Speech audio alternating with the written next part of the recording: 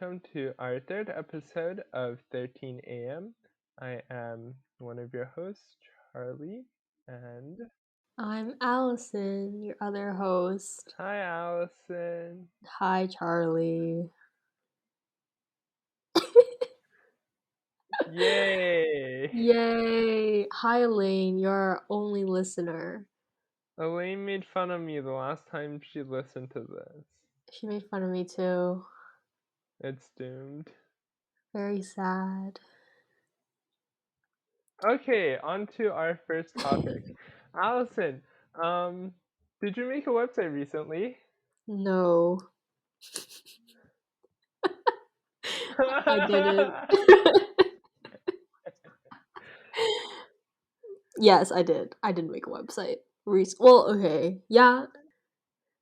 Alright, Allison, what website did you make? Okay, so basically, I made an online repository of university, and then I think I'll put scholarships on there too. So, like, information about it. For my school project, which is like capstone, which is something, it's like a graduation requirement. But then I was like, wow, wouldn't it be fun if I just like was really extra? So here we are. Well, I think for most people, university applications have like already passed, or most people have already completed them. Are you planning on keeping it up for like next year as well? I think like what it is right now, it's something that can be used year and year again. Like the information on there isn't, or it stays accurate because it's not about like, deadlines and stuff. It's just about the specific universities, like programs and its mission and stuff like that. So I feel like it'll be useful for future like generations of students. And then also I'm planning to include like testimonials from different students just for like people to get an understanding of what the school culture is like and what it is like learning there. And I think that's a really valuable like opportunity for students to learn about what actually happens at universities instead of just looking at like the university's like ranking or stuff like that. You know what I mean? Yeah, I find that really cool. I definitely wish I had that kind of tool for me to use when I was applying to university. Um, okay, Allison, why did you make this website? So in the beginning of the year, I actually made a spreadsheet of like all these university deadlines. And then like I posted it like on my Instagram because I was like, hey, like I might as well share it with the people because obviously like I already made it. So there's no problems or there's no competition. There's no risk for me. So I just like did it cuz for fun. And then a lot of people were like, wow, this is actually really helpful. Like, where was this when I was in like high school? And then a lot of people ended up like using it, and I thought that was like really valuable opportunity for me to like continue with something similar to that via a website, and also like sort of get to know what website development looks like, and also you know all aspects of uh, online sort of research and stuff like that. So yeah. Wow, that sounds really cool. Um, how did you go about making the website? And did you like learn HTML from scratch and made all of it through Oh, you're code? so funny. Um, Actually, I didn't learn. Okay, I already knew HTML and CSS from like before. But I didn't really want to code an entire website myself. I felt like that would be a lot of effort. Plus, I had to research everything. And you know what? Sometimes you just gotta take the lazy route. So what I did was I purchased a domain name and I got a website hoster, and then I used WordPress.org, which is like the free um, open source sort of they have like website themes and stuff like that, and they'll automatically like have a template for you to use. So I used that, except a lot of the templates weren't really right for what I was trying to do. So I had to do a lot of like extra CSS and extra HTML using plugins and additional CSS options. So I did end up having to code, unfortunately. Oh, did you use any like specific program to code? Um, so WordPress has this thing where you can edit the code like no wait, WordPress has this thing where you can just edit the code. So I just like edit it straight from like WordPress. So That's really cool. I went on your website recently and I found like the design really cool. Did you come up with like an entire branding guideline for what you wanted to do? yeah, I did. So in the process, so I made the website and then I had to decide like my color palette and what I wanted to look like. And I really want to go for something very minimalistic. Like I didn't want it to be super flashy or anything. And I feel like that's really resonates with a lot of students today and a lot of kids these days because like minimalist is like better. So I ended up going with a sort of orangey red, black and white for my color scheme, and then I actually changed the design a bit today. I changed it from a lowercase to an uppercase letter, but the logo still has a lowercase like D for the beginning of like the website. So yeah, I mean it's been pretty cool. Just like laying out the graphic design portion as well. Like I feel like there's a lot of things that you have to do in order to make a website, and you have to have a lot of skills in order to like fully make a fully functioning and pretty website. And it's very hard switching between like the design element to like the coding element back and forth. And I think that's really interesting and fun. Oh, I think that's really interesting for people to learn about. Do you mind dropping the website address so Oh, all of our wonderful viewers can go and see the website Allison has created and maybe even possibly use it? shameless plug. Okay, so it's called Dueniversity.com. So like do as in like due date and then university. I thought it was really funny, but it's kind of hard to spell. It's DUENIVERSITY.com. So Dueniversity.com. And it has every single English speaking Canadian university, all the links to their websites, and then hopefully we'll have some scholarships as well that Canadian students can apply to. And it's just sort of like a big database of all the universities, and there'll be student testimonials on there, and it'll help you decide what university you want to go to. And you mentioned previously you bought the IP address for this. How much did that cost and what was that process like? Oh, okay. So a lot of hosting websites offer free domain names for a year if you pay like a certain fee for hosting, and that's what I did. So I ended up spending like $12, I think, on hosting and my domain name, which was a very, very good deal. I think it was like $1 a month or something. But just like keep in mind, if you are going to do this, the fee does go up after a year. It's like a one-time purchase thing, but I don't expect me to be continuing with this project for over a year, so that is why I went with that.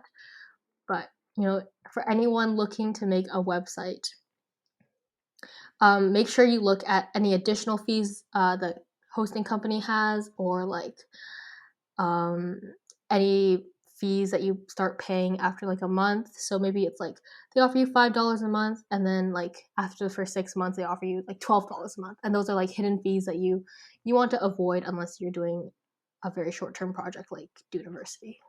Ah, I see. Well, moving on to a relevant social topic. Do people ever call you a tryhard for making this, and how do you deal with that? Because you're a damn tryhard. There's no need to be rude. I That is a good point. The people who I told about this have been pretty supportive. I think they're pretty glad that I'm not like wasting my time. And yeah, I guess this is quite like a try hard thing to do, but people will laugh at tryhards until they're your bosses. And everyone's gonna have some haters, and you just gotta deal with it. You just gotta power through it because you are responsible for your own success. And if people laugh at you for trying to be better, that's on them and not you. So that's my mentality. Yeah, okay, so this project runs until around April or early May. And it's February right now, so that means I have a lot of time to add a lot of things, and I'm very excited because I want to add like price ranges for tuition. I want to add specific programs that have been ranked like top 10 in Canada, top 20 in Canada. And I also want to add like a lot of testimonials, because I feel like that's going to really help the students select where they want to go or get to know the universities better. And it makes the university unique because it's like a student initiative rather than some conglomerate making a scholarships website. Oh, that sounds really cool. I do have one question for you. How do you know so many university students that you can get all of these testimonials? That is a great question. And the thing is, like, I don't know students from every single university. But the internet does exist, and cold emailing works a lot better than people think it does.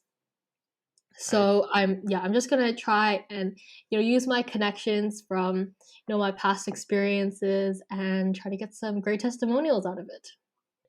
Oh, Allison, that sounds great. I hope you can get lots of replies from people.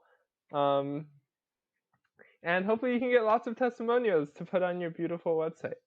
I Thank strongly, you. strongly suggest all of your viewers, which is probably just Elaine, to go and check it out and see if it's any useful for you. Thank you. So, do we want to move on to our next topic?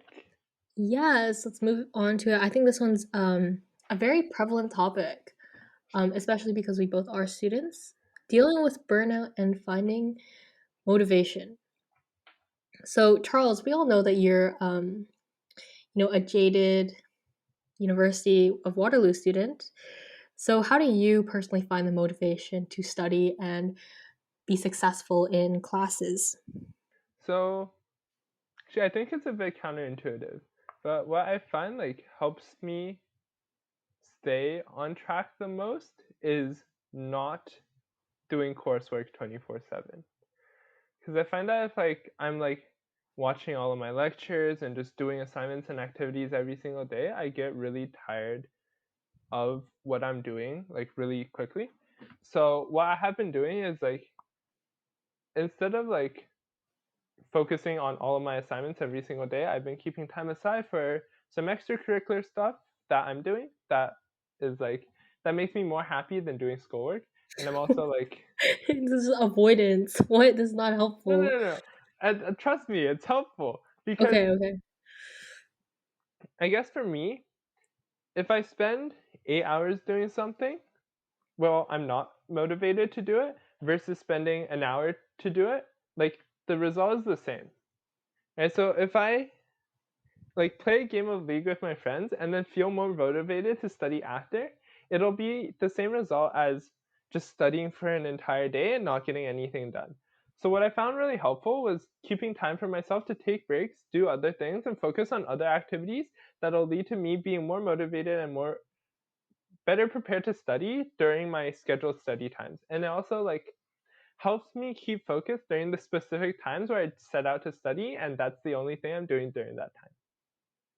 Very impressive. That sounds like a great coping strategy for all the students out there who are struggling with school. Yes, I highly suggest everyone go out and get involved in extracurricular things and things that you truly enjoy doing. That way, you can have fun while still doing something productive. Also, what are some ways you stay motivated to study? So personally, I am someone who likes to be from the second to fifth place. So I'm never the person that wants to be the top of the class. Because it's much more comfortable being second place, third place, fourth place, fifth place, and not having people grasping for your throat every single second. So personally, how I stay motivated is I just think about my long term goals and short term goals. So I set short and long term goals for myself, um, and sort of be realistic with what I'm working with and what I have, just so I don't set really high expectations for myself and get burned out. I like to work towards things step by step, and I feel like I work a lot better when I have a lot more challenge. So, I do take pretty difficult courses that I genuinely enjoy. Like, I don't want to spend my time taking like physics 12 if I'm not going to actually enjoy it or find it applicable to, what I'm going to do in the future. I think burnout is something that is bound to happen to everyone, but the most important thing is recognizing the signs of burnout before you actually burn out, because a lot of people are in denial about, how much their mental health is affecting them. And the most important thing is always do the bare minimum to be really, really good. And, if you try and do way more than you can physically and mentally handle, it'll just screw you up in the long run, because you will be you won't even be able to do the bare minimum in the future if you burn out. So you just have to think long term and short term. Think of what you really want to do, what you want to achieve, and set specific smart goals for yourself to achieve them, instead of just looking at everything and being overwhelmed. I think breaking things up into little pieces is really important in preventing burnout, and sort of just identifying where your strengths lie, where your weaknesses lie, identifying where you want to be, like, in the next day, in the next month, in the next year, and accordingly setting goals like that. So yeah, those are my tips for preventing burnout. Like, personally, I've come close to burning out, but I haven't gotten there yet. Just because I'm lazy and I do the bare minimum to be really successful, which is, I think, it's a great model to go by. Well, I think I should do a lot of the things you just said, because I do the bare minimum to barely be successful, and Uh, it's uh, mm, uh, yeah. So the bare minimum to be very successful is the motto. Don't overwork yourself, or like set really high expectations for yourself. yeah. I think what I find myself doing a lot is like I always want to do something and do it really well, but as soon as I know I can't do it very well, I just completely give up, which I don't think is a very good thing to do. And I should probably follow your example of like aiming for second and not first. Yeah, second also gets a job. It's only like last place it doesn't. So that is the mentality to go with. I think that's a really good mentality to have. Thank you. So I guess that moves on to the next question. Like, why is it so? You said burnout was inevitable. Why, in our current culture and society, that we have such a focus on working and working hard, that such an occurrence is a relatively typical occurrence for everyone? Personally, I think this all stems back to the economy. Inflation is crazy. Like, you can look back, a couple years, and if you adjust for inflation, like, minimum wage was around 16, $17 an hour. Now it's like 14, 15. And one of the biggest drives is to find a job, and there's a less of a focus on happiness and more on safety. So, a very famous person said, there's a very famous anonymous quote. I think it's like, a man would rather be safe than free.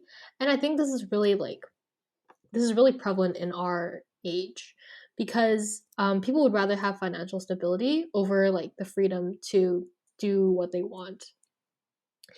And I think it's really important to know that this culture is going to continue if the economy continues to, have inflation and money.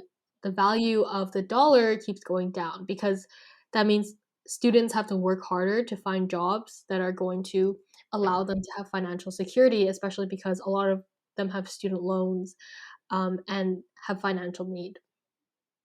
So I think that's one of the major contributors to the sort of burnout culture that we have right now. Yeah, I think a lot of that does majorly contribute to like the stresses a high school student, or not high school, a university student faces.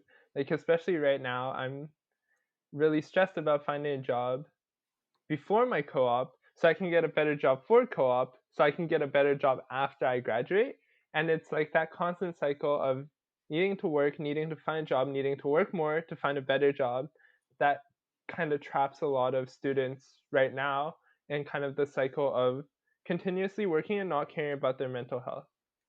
Yeah, definitely.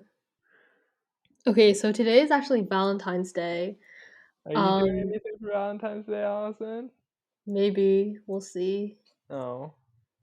Okay, anyways, Um, so, Valentine's Day was a holiday created by Hallmark to sell cards not only during Christmas time, but also on February 14th. So, what do we think of that? I think that's a tried and true strategy created by major companies to artificially increase the consumption of their products. I Because definitely agree. I know Gatorade did the same thing with sports drinks. It's not actually helpful unless you do very, very intensive exercise, but they advertised it in a way so that everyone wants to drink Gatorade when they're doing like any type of moderate activity.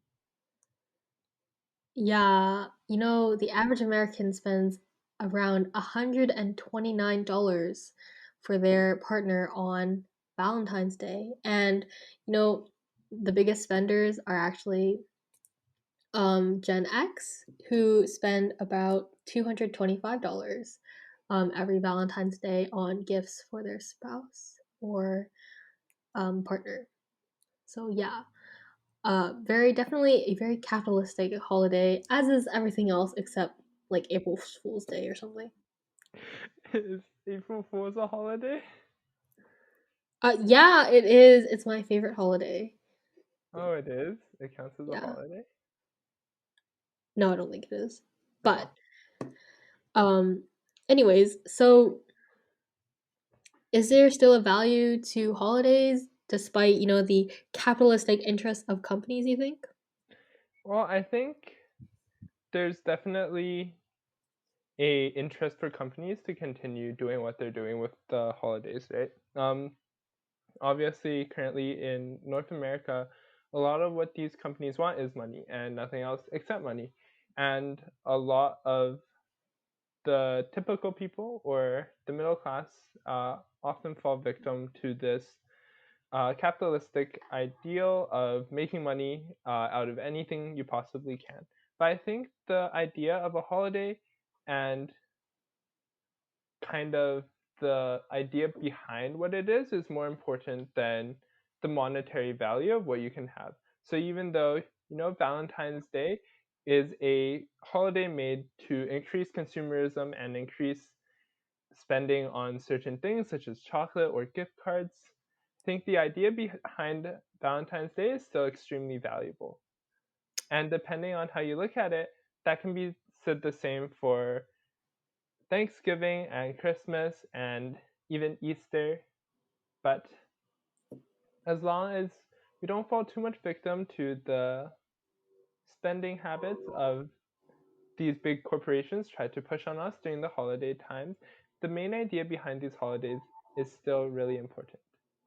Yeah, for sure. I definitely agree. And I think that sentiment is very reflective of a lot of people these days that the value in, gift giving is not in how much money you spend on your significant other, but rather the thought you put in to their gift. So, according to statistics, Gen Z, which is our generation, and millennials are more likely to spend around $93 on Valentine's Day gifts for their significant others compared to, boomers and, sorry, baby boomers, which are called boomers, and Gen X, who's around like 100 to $200 on Valentine's Day.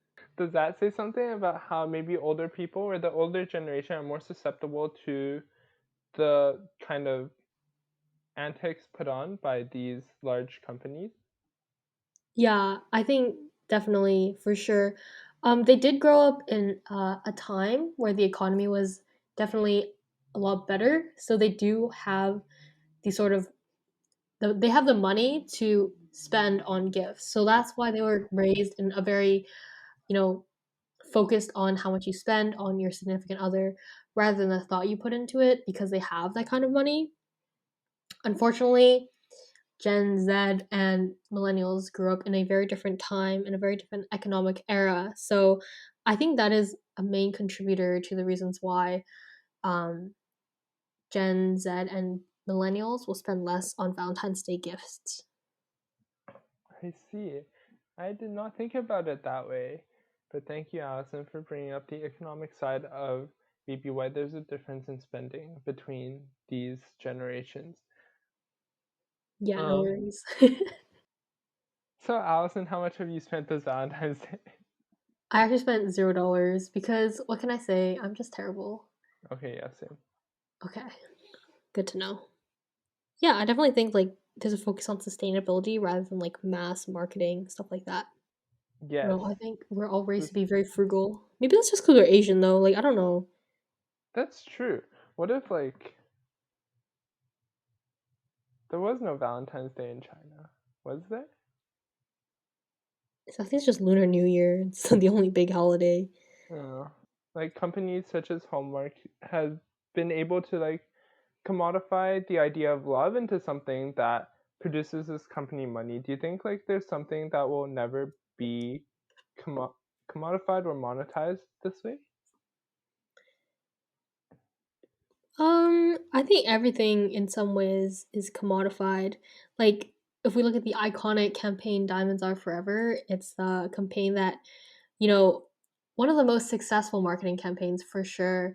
That all engagement rings need to be the highest quality natural diamond. And honestly, diamonds apparently aren't even that rare or valuable in comparison to some other gemstones. But the way these companies were able to market diamonds has really made the price of diamonds go up. And I think that kind of sentiment is disappearing. Like you're looking at more, artificial diamonds these days and diamond alternatives like moissanite, which is basically the same as diamonds. It's a 9.5 on the hardness scale, whereas diamonds are a 10, and essentially has the same shine.